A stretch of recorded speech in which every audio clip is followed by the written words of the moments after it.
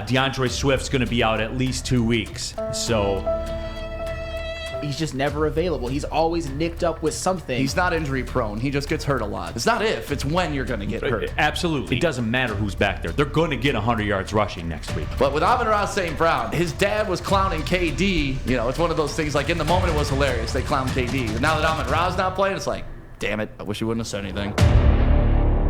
No, Detroit Lions, we do have to clean up some of the injury updates. Tracy Walker done for the year. That actually kind of broke while we were on yesterday. DeAndre Swift's going to be out at least 2 weeks. So, Sam Flannel, do you think that pretty much sinks the battleship in terms of leading the NFC in rushing yards? It's definitely on life support, I would say. Probably dead. It's just disappointing because the first game he played so well. I truly believe that he was on track to becoming one of the best running backs in the NFL, but the injury bug bit him again. He just can't stay healthy, and that's part of being a great running back. Availability is the best ability, and he's just never available. He's always nicked up with something, and I hope he comes back strong, but I think my prediction is now dead, and it sucks. To quote our boy Ryan Lentz in the back, he's not injury prone. He just gets hurt a lot. Yeah. Oh, my God. That's fair.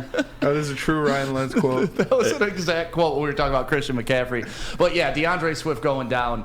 I mean, you saw the space he was able to create in this offense. You saw even falling down on a play, he was able to score, the explosiveness, the wiggle in space. You saw during Hard Knocks how they were talking about, hey, man, this is the guy. He's a weapon.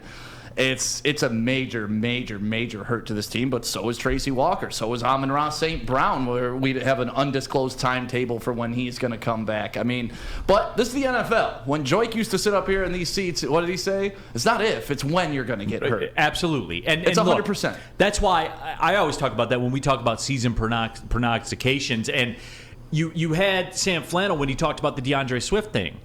And I said, Sam, like, that's aggressive because you know the track record. He's going to miss time. He's going to. It's kind of the nature of hopium, right? You're like, this is the year. And after week 1, my prediction was looking pretty good. And then, of course, that 50-yard run in the first quarter of game 2, I'm like, let's ride. Here we go. And then he was clearly hobbled in that game. He was clearly hobbled in last game. And now he has a shoulder injury. So he's not going to lead the NFC in rushing. I'm calling my pick today, but I'm not saying that to make excuses. I'm saying that to say you can give me all the smoke you want now. But here's the deal. I don't think you were wrong. He is talented enough to do that. He's just not durable enough to do that. Yeah. I mean, you saw it in week 1. You saw it in week 2 in the first quarter. It's just he is a dynamic, shifty running back, but he just can't stay on the field. It's like almost every game, there's little nicks and bumps and bruises, missing 2 games here, 1 game here, 3 games there. I think he's played, 13 games in the first 2 seasons, which means he's missed 8 in the first 2, and now he's going to miss a couple more.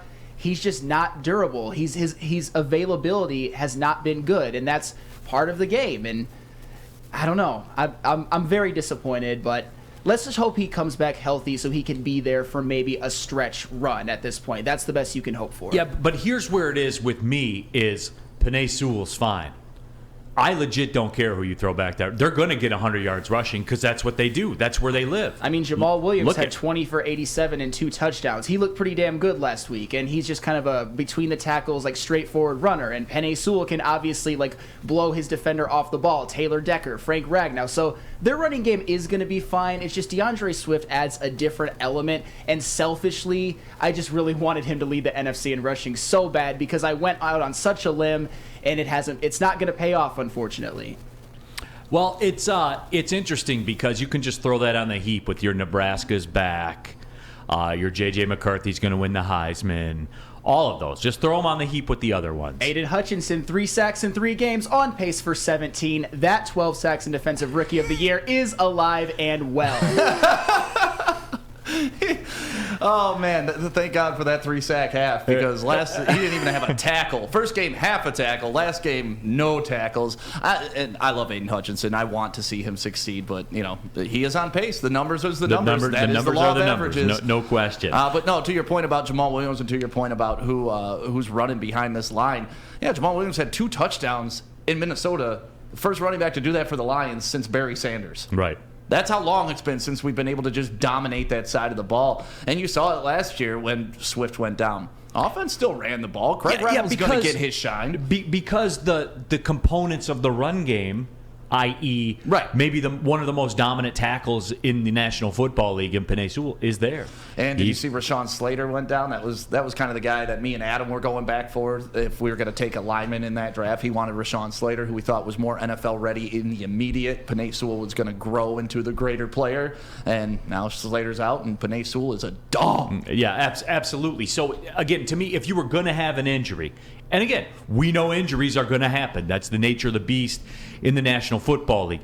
If you were going to have an injury for the Detroit Lions, this would be the area. Like if they said, hey, you have to pick one. Right. This would probably be the one that I would pick. For real. That would be the one that I would pick because that offensive line, it doesn't matter who's back there. They're going to get 100 yards rushing next week. They are.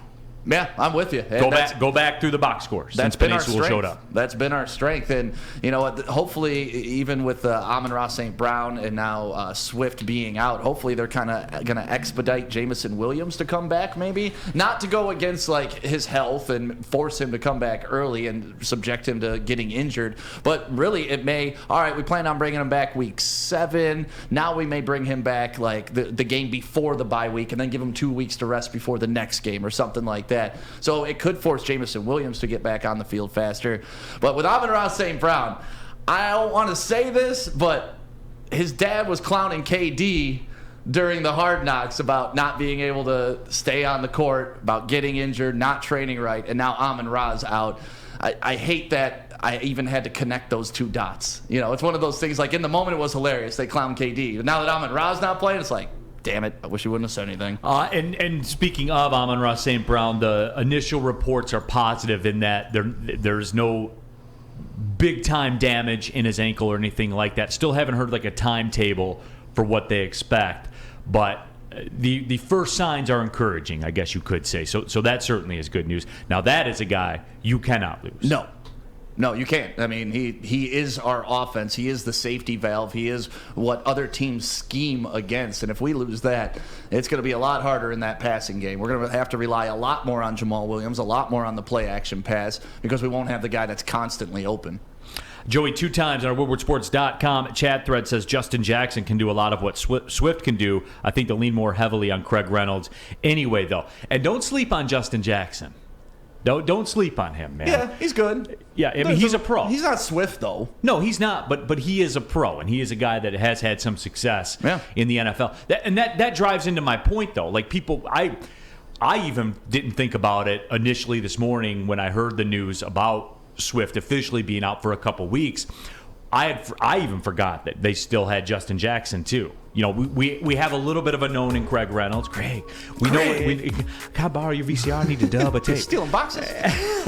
Like I know that he was there. He has a limited body of work where we have seen him had success. So it just kind of reinforces my point about the offensive line. If I had to pick one, that's the one I'm picking.